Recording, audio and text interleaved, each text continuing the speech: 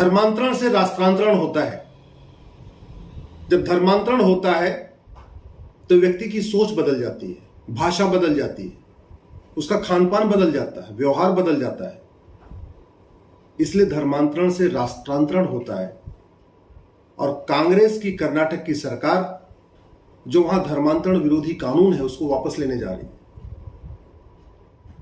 पहली बात तो यह कि कांग्रेस की राज्य सरकारें जो कुछ काम करती हैं वो 3 लोगों की सहमति से करती हैं, और वो 3 लोग हैं राहुल गांधी, प्रियंका गांधी और सोनिया गांधी। इसलिए अगर कर्नाटक की सरकार धर्मांतरण विरोधी कानून को वापस लेने जा रही है, इसका मतलब राहुल गांधी, प्रियंका गांधी, सोनिया गांधी की उसमें सहमति है।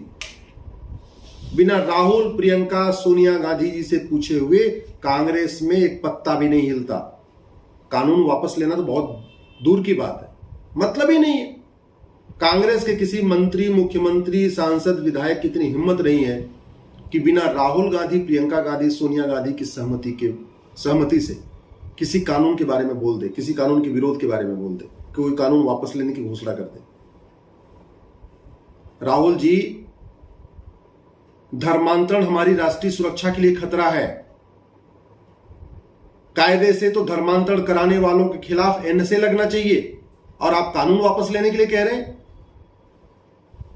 धर्मांतरण हमारी एकता, अखंडता के लिए खतरा है, इसलिए धर्मांतरण कराने वाले जिहादियों और मिशनरियों के खिलाफ यूएपीए लगना चाहिए, और आपकी सरकार कानून वापस लेने जा रही है। धर्मांतरण तो देशद्रोह है। विदेशी रिलीजन में कन्वर्ट करना, जो भारत में का रिलीजन नहीं है, विदेशी रिलीजन है, फॉरेन रिलीजन है, उसके अंदर कन्वर्ट कराना, उस रिलीजन में कन्वर्ट कराना जो इक्वलिटी जस्टिस को नहीं मानता, उस रिलीजन में कन्वर्ट कराना वसुधैव कुटुंबकम को नहीं मानता, उस रिलीजन में कन्वर्ट कराना जो प्रत्येक इंसान को एक समान नहीं मानता, उस रिलीजन में कन्वर्ट कराना जो महिला पुरुष को एक समान नहीं मानता, उसमें कन्वर्ट कराना देशद्रोह है। तो धर्मांतरण कराने वाले मिशनरियों और जिहादियों के खिलाफ तो देशद्रोह की धारा लगनी चाहिए। और कर्नाटक की सरकार जो पहले से कानून है उसको भी वापस लेने के लिए सोच रही है। धर्मांतरण कराने वाले मिशनरियों और जिहादियों का राइट टू वोट, वोटिंग का अधिकार खत्म होना चाहिए। धर्मांतरण कराने वाले मिशनरियों और जिहादियों की नागरिकता खत्म होनी चाहिए, सिटीजनशिप खत्म होनी चाहिए। धर्मांतरण कराने वाले मिशनरियों और जिहादियों की 100% प्रॉपर्टी जब्त होनी चाहिए। धर्मांतरण कराने वाले मिशनरियों और जिहादियों की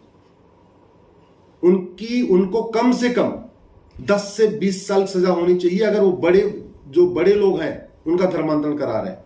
अगर बच्चों का धर्मांतरण करा रहे हैं, 18 साल से कम उम्र के आयु के लोगों का धर्मांतरण करा रहे हैं, फिर तो ये सजा डबल होनी चाहिए, 20 से 50 साल सजा होनी चाहिए। जैसे रेप का कानून है, रेप के लिए 2 अलग अलग कानून है। 18 साल से ऊपर अगर किसी महिला के साथ बलात्कार हुआ तो आईपीसी का सेक्शन 375 लगता है, लेकिन 18 साल से कम उम्र में अगर बलात्कार होता है तो पॉक्सो लगता है। बलात्कार होता है, लेकिन उम्र के आधार पर सजा डबल हो जाती है। वैसे ही धर्मांतरण अगर बड़ों का हो तो 10 से 20 साल की सजा, और 18 साल से कम उम्र में धर्मांतरण कराया जाए तो ये 20 से 50 साल सजा होनी चाहिए, सीधे डबल होनी जानी चाहिए। ये करने की बजाय आपकी सरकार धर्मांतरण को वापस ले रही है।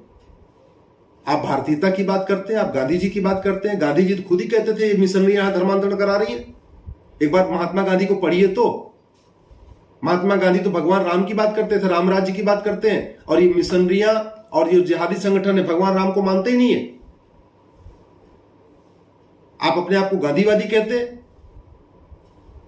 सबसे ज्यादा जो धर्मांतरण का विरोध किया था गांधी जी ने किया था। सबसे ज्यादा जो भगवान राम को मानते थे गांधी जी मानते थे। ये जो जिहादी संगठन है, ये जो धर्मांतरण कराने वाली मिशनरियां हैं, ये तो न राम को मानती हैं, न भारत को मानती हैं, न भारत की संस्कृति को मानती हैं। इस जिहादी और मिशनरी न वसुधैव कुटुंबकम को मानते हैं, न सर्वधर्म समभाव को मानते हैं, न नारी तू नारायणी को मानते हैं। जिहादी और मिशनरी वंदे मातरम नहीं मानते। जिहादी और मिशनरी भारत माता की जय कहना पसंद नहीं करते, और उनके लिए आप धर्मांतरण कानून वापस ले रहे। कौन कहे कि फास्ट ट्रैक कोर्ट बना के धर्मांतरण कराने वाले जिहादी और मिशनरियों को सजा दिलवाने की आपकी सरकार धर्मांतरण विरोधी कानून वापस ले रही है। मैं देश की जनता से निवेदन करता हूं, मैं आप सबसे निवेदन करता हूं, कांग्रेस की इस जहरीली सोच को समझिए। वैसे भी यूपीए 1 यूपीए 2 में एक अघोषित नियम था कि राज्यसभा में उसको भेजना है जो जो सनातन धर्म को नहीं मानेगा, मंत्री उसको बनाना है जो सनातन संस्कृति को नहीं मानेगा। इसलिए यूपीए 1 यूपीए 2 में बहुत सारे लोग नाम तो हिंदू रखे और चुपचाप क्रिप्टो क्रिश्चियन हो गए या क्रिप्टो मुस्लिम बन गए। नाम नहीं बदला उन्होंने, दिखाने के लिए आज भी वो हिंदू कहलाते हैं, लेकिन बहुत सारे ऐसे लोग हैं जिन्होंने क्रिश्चियनिटी को अडॉप्ट कर लिया। मैं नाम नहीं लेना चाहूंगा, आपको भी पता है, इसलिए कुछ कहने की जरूरत नहीं।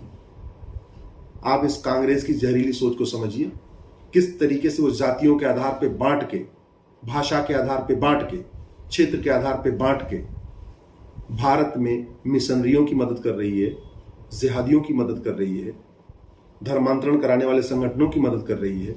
और अगर धर्मांतरण नहीं रोका गया, धर्मांतरण कराने वाले जिहादियों और मिशनरियों के खिलाफ ये 5 कानून नहीं लागू किए गए, इनके खिलाफ एनएसए नहीं लगाया, इनके खिलाफ यूएपीए नहीं लगाया, इनके खिलाफ देशद्रोह की धारा नहीं लगाई, इनका right to vote, voting right नहीं छीना, इनका सिटीजनशिप, इनकी नागरिकता नहीं छीनी, इनकी 100% प्रॉपर्टी नहीं जब्त किया, इनको 10 से 20 साल सजा नहीं दिया, और बच्चों के अगर धर्मांतरण कराया तो 20 से 50 साल सजा नहीं दिया।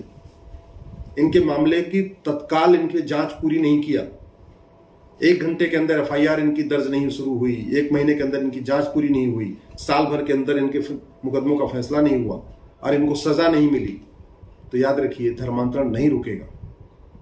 अपनी जातियों से ऊपर उठिए, अपनी भाषा से ऊपर उठिए, दल गुलामी छोड़िए, नेताओं की चमचागिरी छोड़िए, कठोर कानून की मांग करिए। आप जहां पे भी हैं, जिस भी पार्टी में हैं, अपनी पार्टी से ऊपर उठिए। भारत बचेगा तो पार्टियां बचेंगी, भारत बचेगा तो नेता भी बचेंगे। पाकिस्तान में न कोई गांधी को पूछता है, न नेहरू को पूछता है, न सरदार पटेल को पूछता है, न कोई अंबेडकर को पूछता है। पहले पाकिस्तान भी तो भारत था ना, है कोई पूछने वाला वहां पे गांधी जी को, नेहरू जी को, सरदार पटेल को, डॉक्टर अंबेडकर को? बांग्लादेश भी पहले भारत था, है वहां कोई पूछने वाला गांधी जी को, पटेल साहब को, सरदार पटेल को और नेताजी को? है कोई पूछने वाला? नहीं है ना। दल गुलामी नहीं छोड़ोगे तो बर्बाद हो जाओगे। जातियों में बटे रहे इसलिए अफगानिस्तान से गायब हो गए, जातियों में बटे रहे पाकिस्तान से गायब हो गए, जातियों में बटे रहे बांग्लादेश से गायब हो गए, जातियों में बटे रहे कश्मीर से गायब हो गए, जातियों में बटे रहे नागालैंड से गायब हो गए, मिजोरम से गायब हो गए, मणिपुर से गायब हो गए, मेघालय से गायब हो गए। जातियों में बटे रहे, देखते देखते असम की डेमोग्राफी बदल गई, 9 जिले असम के 9 जिलों से गायब हो गए। जातियों में बटे रहे, पूरा बंगाल का बॉर्डर एरिया डेमोग्राफी बदल गई। जातियों में बटने के कारण भारत के 9 राज्यों से खत्म हो गए। अगर डिस्ट्रिक्ट वाइज देखो तो 200 जिलों से खत्म हो गए, तहसील वाइज देखो तो भारत की 300 तहसील से खत्म हो गए। और भारत के जो बॉर्डर का 283 ब्लॉक है, जहां पे ब्लॉक प्रमुख होते हैं, भारत में बॉर्डर पे 283 ब्लॉक हैं। 283 ब्लॉक की डेमोग्राफी बदल चुकी है। जितने भी बॉर्डर के ब्लॉक हैं, जो भारत के ब्लॉक्स बॉर्डर पे हैं, चाहे वो पाकिस्तान को टच करते हैं या बांग्लादेश को टच करते हैं या म्यांमार को टच करते हैं, या जो समुद्री एरिया जो है अपना गुजरात का समुद्री एरिया है, महाराष्ट्र का समुद्री एरिया, जो बॉर्डर के ब्लॉक हैं, वहाँ 50% हिंदू बचे हैं। हिंदू वहाँ से खत्म हो चुके हैं और कहीं कहीं तो मात्र 10% हिंदू बचे हैं बॉर्डर पे। अगर इसके बाद भी आंख नहीं खोलोगे ना, तो याद रखना 25-30 साल के बाद कोई बचाने नहीं आएगा। आज के नेता, जिन नेताओं की चमचागिरी करते हो, जिन पॉलिटिकल पार्टियों की गुलामी करते हो, 25 साल के बाद तुम्हारे बच्चे को बचाने नहीं आएंगे। 25 साल के बाद ये तुम्हें देखने नहीं आएंगे। अगर ये धर्मांतरण नहीं रोका गया, कठोर कानून नहीं बना, तो याद रखना जो 1947 में हुआ था वही 2047 में भी होगा। अगर ठीक लगे इस वीडियो को अपने सांसदों को भेजना, अपने विधायकों को भेजना, अपने पसंदीदा नेताओं को भेजना। अगर किसी जज को जानते हो उसको भेजना, किसी IAS IPS को जानते हो उसको भेजना। इस वीडियो को अधिक से अधिक शेयर करना।